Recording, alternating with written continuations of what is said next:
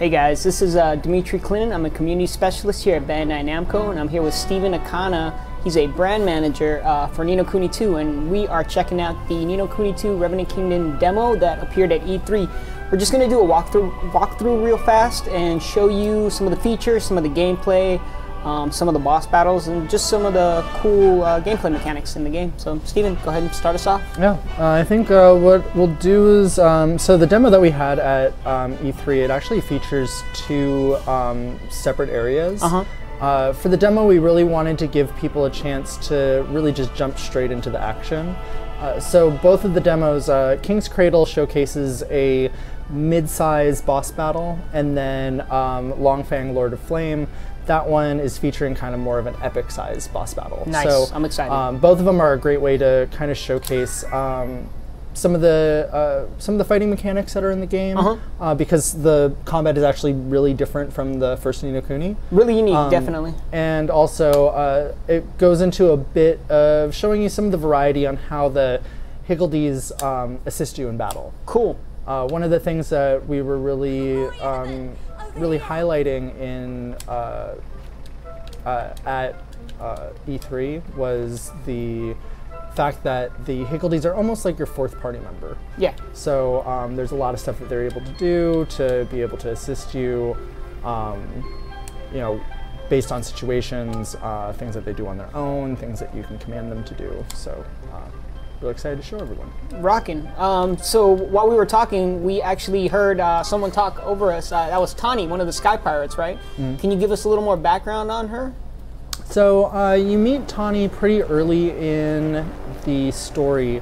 It's shortly after both Evan and Roland escaped from Ding Dong Dell during the coup. Okay. So Tani is the adopted daughter of the leader of the Sky Pirates. She's a tomboy, very impulsive. She is a person of action that is all about, like, you know, you will prove who you are by showcasing who you are by what you do.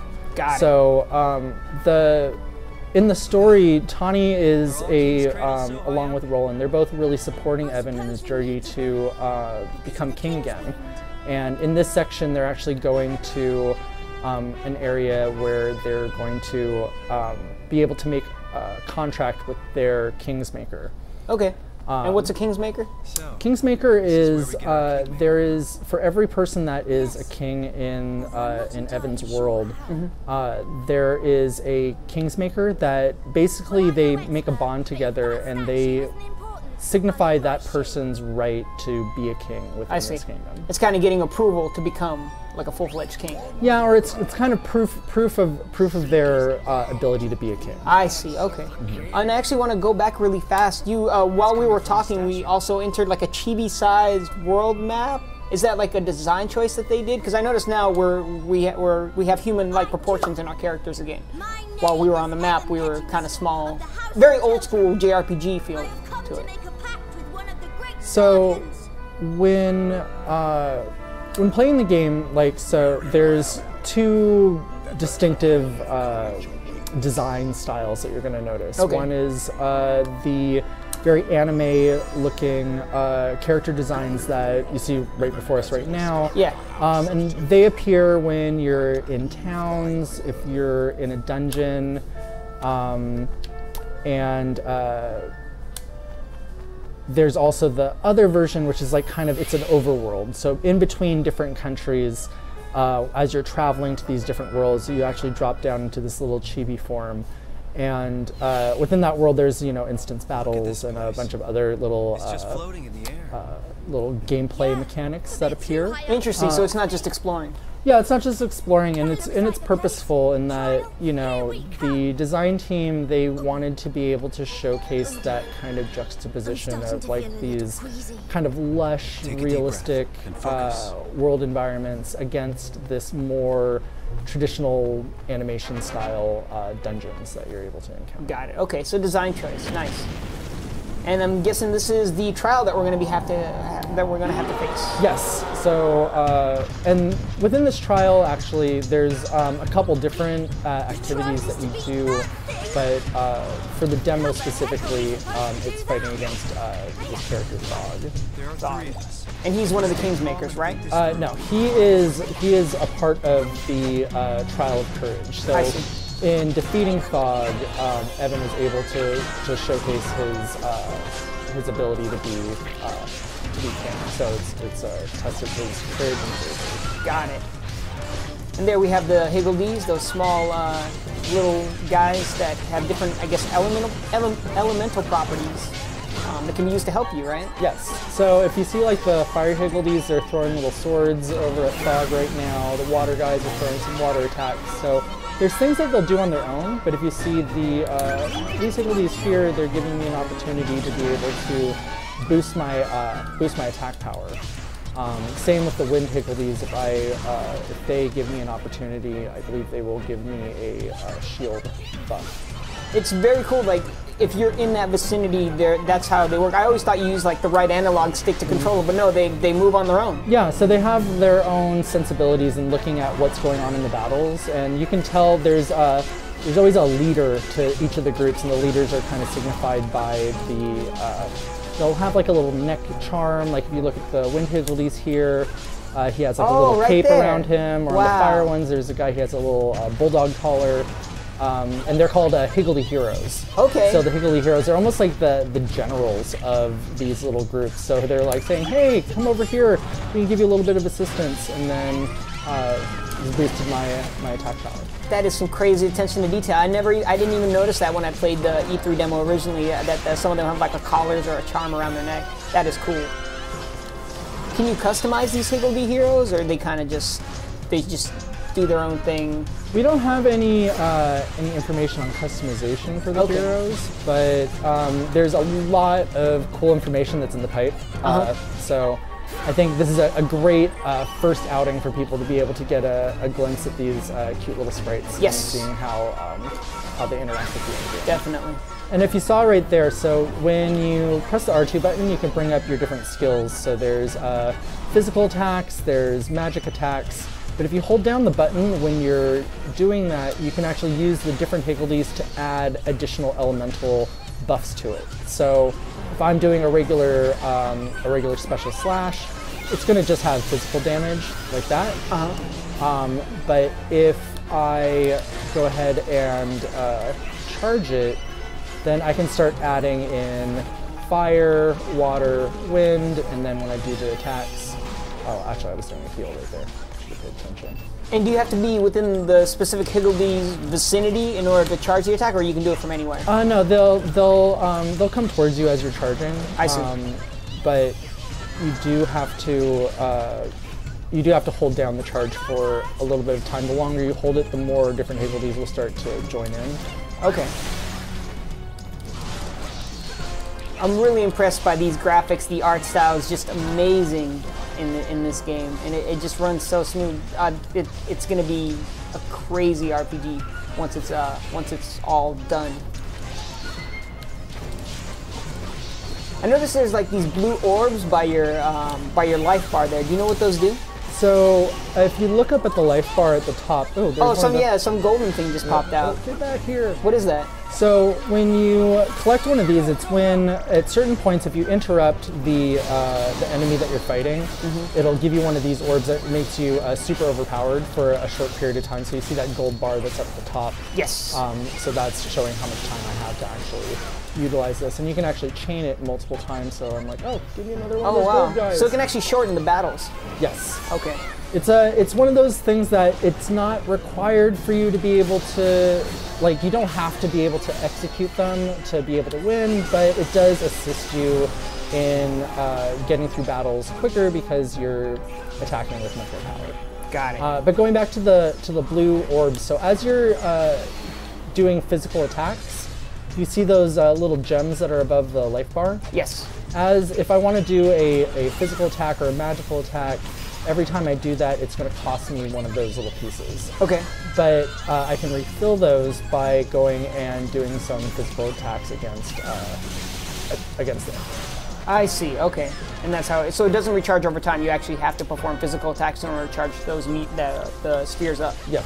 Got it. Okay. And it looks like you're almost done with this battle. The golden overpowered mode really helped you out.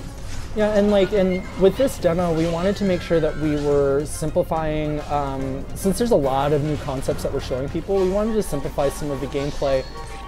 So rather than being able to swap between Roland and Tani, this demo locks you to just play as Evan. Okay.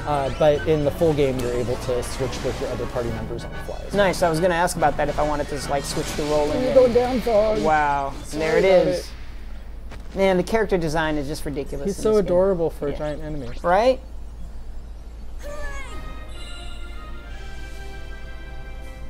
Mission clear.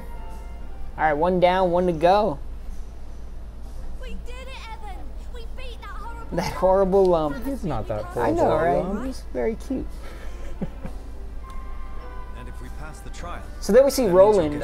Can you tell us a little bit more about Roland? So Roland comes from a completely different world. He ends up showing up in Evan's world kind of during the commotion of the coup that's occurring in Ding Dong Dell. And Roland in his own world, he's much older. He's probably in his mid-40s, late 40s. So he appears younger when he's... Yeah, he comes over to this world.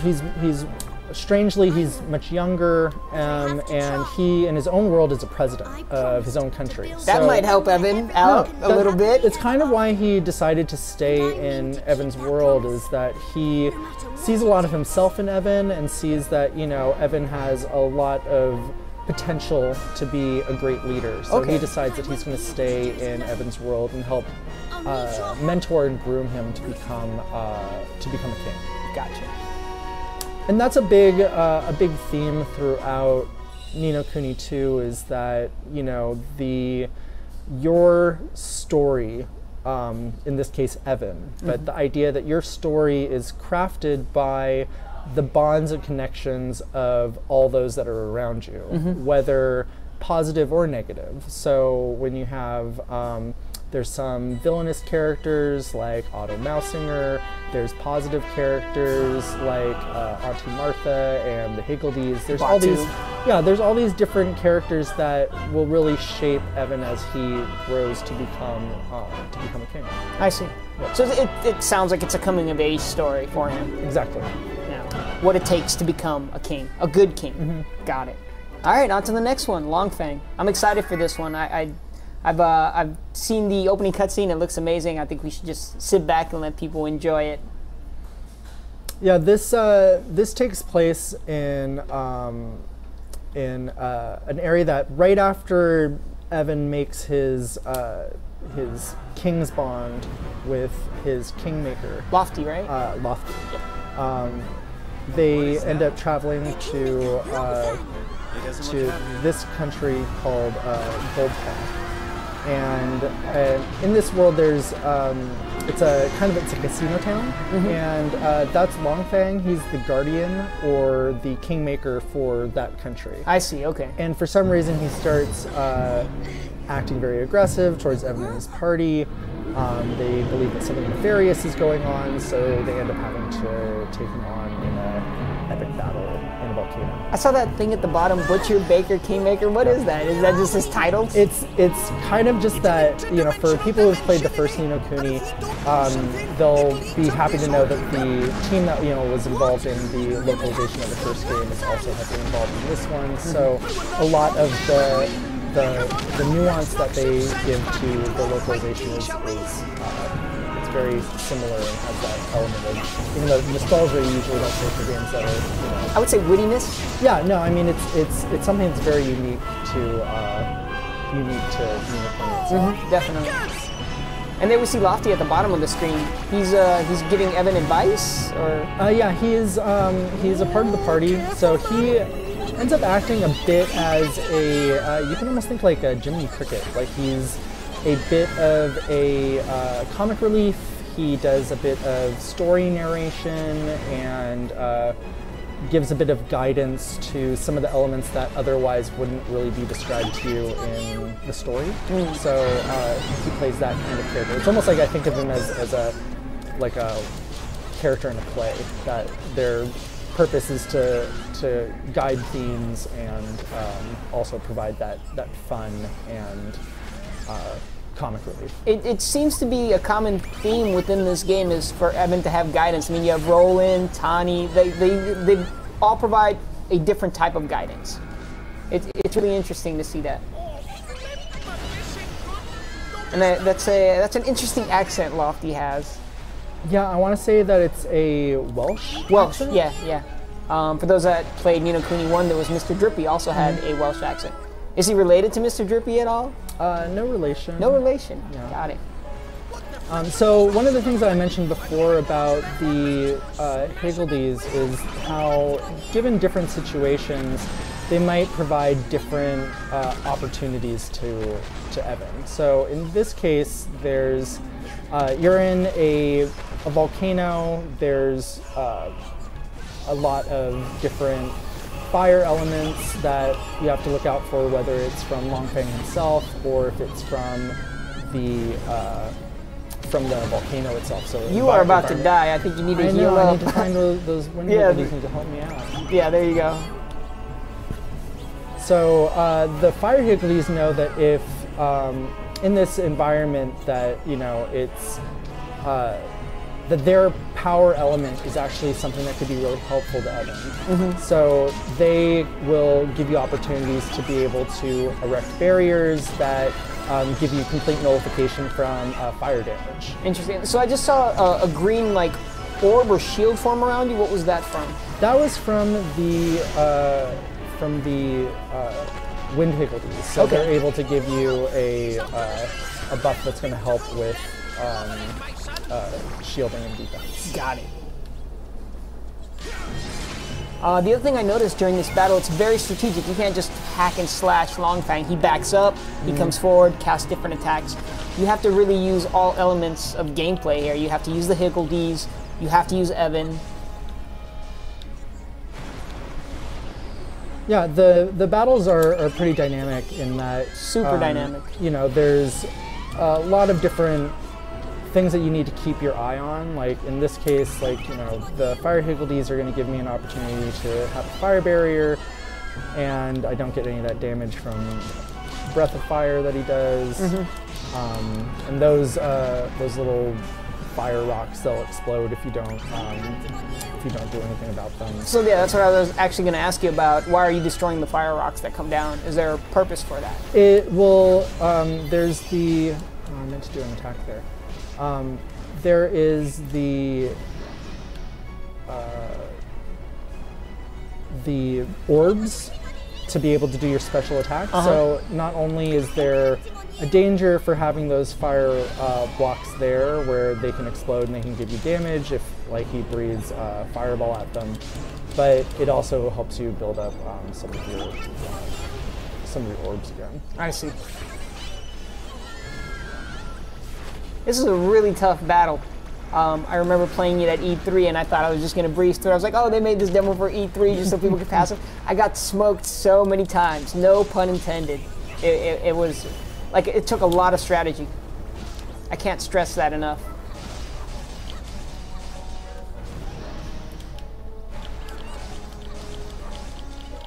And with the real-time battle system also comes a lot of more different moves. You're able to jump now during combat. You're able to roll.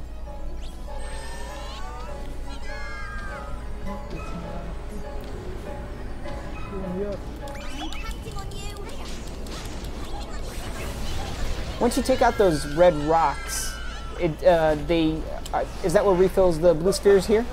Yeah, if you see anytime I destroy one of those rocks, there's I think 3 little orbs will pop out. Gotcha.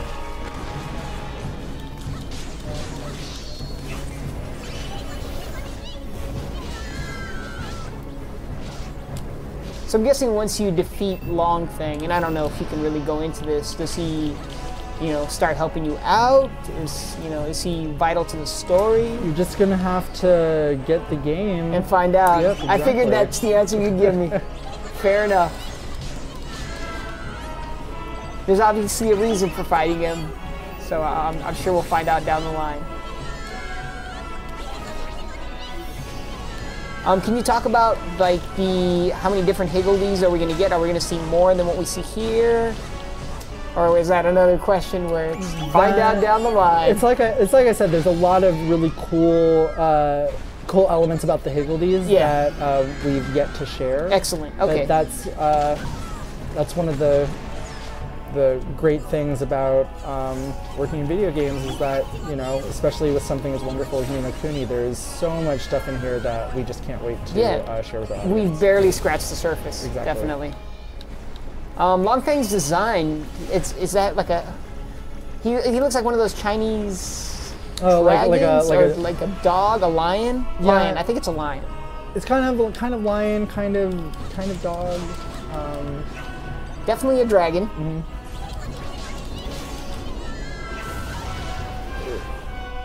I can tell this is a time-intensive battle. Yes.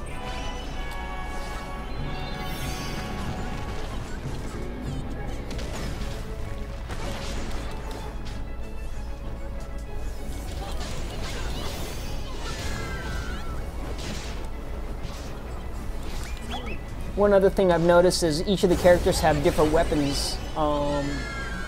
I don't even know if I should ask this. Are you going to be able to equip different weapons on the characters? I'm pretty sure I answered my own question, and we'll find out later on. But I did notice that in the demo that they all have different weapons. No, and it's true that, you know, they have different weapons. There's different, you know, Roland has, you know, he has a long sword. He also has a gun that he's able to use. Right, I did see that in the cutscene. That's where I was actually heading towards, was the fact that Roland, he uses a sword, but I've seen him in a cutscene with a gun, with a strap. Mm. So that's really interesting, bringing a gun into this world.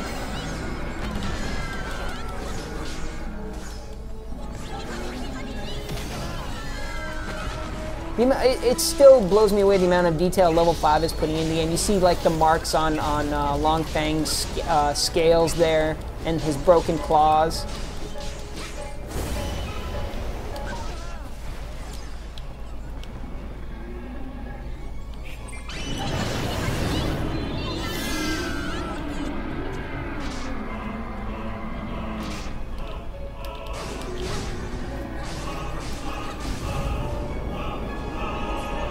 And even when Longfang's at a distance, you're still able to cast spells and attack him. Yeah, you have magical spells that you're able to utilize, and with those as well, like same with your other attacks, you're able to charge them through multiple attacks in his direction. Would you say Evan's more cat or more person? He is half and half. Half and half, okay. Does his race have a name? Or is it just cat people? I want to say it's catfolk. Catfolk, I think I've heard that, yeah. I'm really digging Roland's hairstyle with the ponytail. He's bringing it back. You don't see it too often, but he works it with the suit. I like that.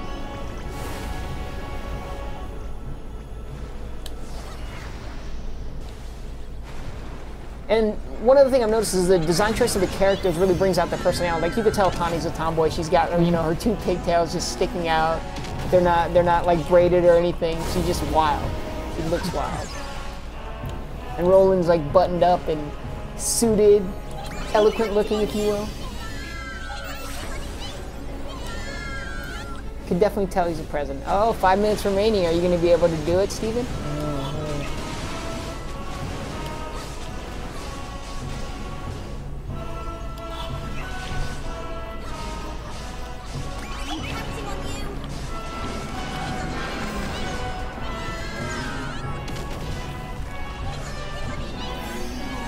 If you don't hear me talking, it's because I'm trying to let Steven focus on the last part of the battle. Like I said, it gets really tough, and it's hard for him to focus and talk to me at the same time. I'm trying to just see like all of the different areas I need to be looking out for. Look at those. Yeah, no, like I said, these battles, especially an epic one, or as one as big as this, there's a lot going on. He's got to dodge the stones. Help me, Higgledies, help me. He's got to ask the Higgledies for help. And he's also got to listen to me talk about Roland's hairstyle. So there's a lot going on for Steven. I really respect the work that he's doing right now. It takes a lot. Well, that's the cool thing with this, you know, with the different spells that you're able to cast. Like, you know, I can keep track of my own health and I can heal on my own. Mm-hmm. It's just making sure that I'm, again, keeping track of all those different things that can be going on at one time. Got it. Even during the cutscene, you're able to attack him. That is interesting.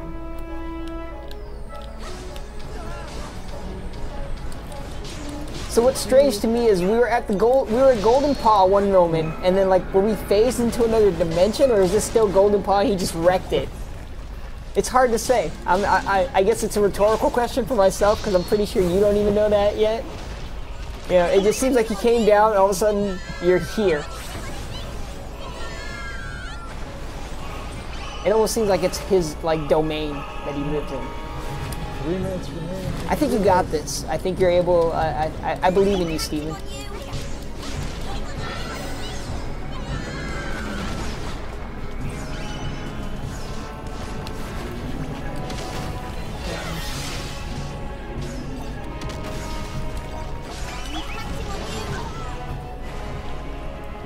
So yeah, we're just having Steven finish this up.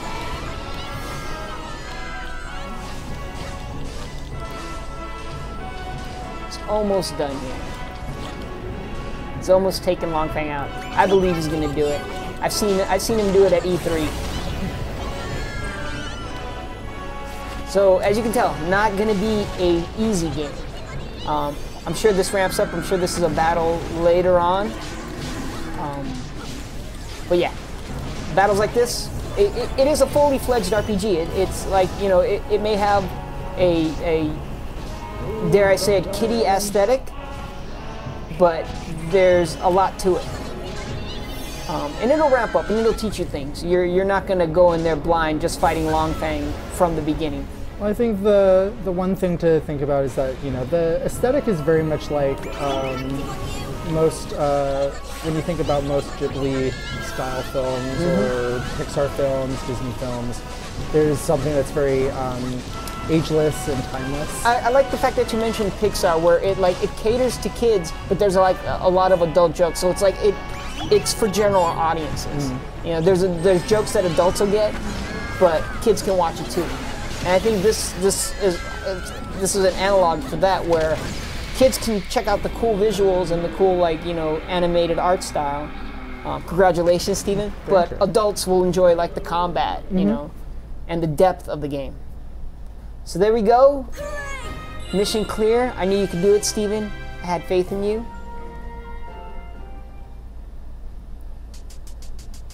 Let's check out this after cutscene. What's Longfang doing attacking his own kingdom? That is a good question, Tani. His king's bond's been pinched, isn't it? Which means he's not a king. What does he mean by pinched? Stolen? That's what you know, like, I guess the Welsh term, pinched. I guess so. Yeah. If we don't get it back, and soon, your world's in big trouble. Roland, man, he's just a sharp dresser. I like the scrunchie. We have to do something. He's rocking that. Sure we do. Just Very unique character designs. Evan doesn't really have a hairstyle that I would rock, but he makes it work with the cat ears. I know it will be difficult, but if there's even a chance. Very determined looking as Evan.